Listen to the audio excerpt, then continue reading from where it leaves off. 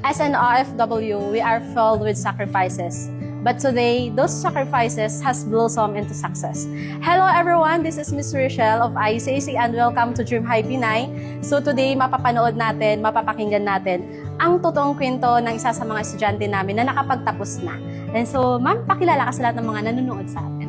Hello, I'm Joanne Aurapuya, and I study Hospitality and Tourism in ICSA Kuwait.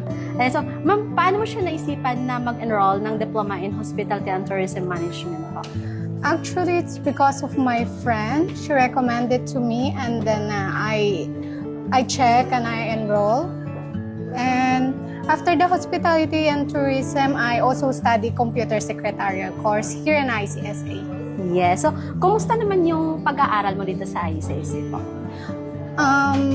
Okay naman po lahat. The teachers are very accommodative, and after the class, you will really learn about something. Ayan. So, before kasi napunta tayo dito sa Kuwait as an OFW, kumusta naman yung buhay mo before ka nag-enroll dito sa ICAC?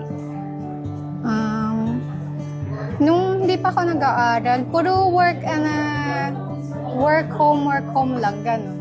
At saka parang it's a waste of time to do something like that, so I decided to study.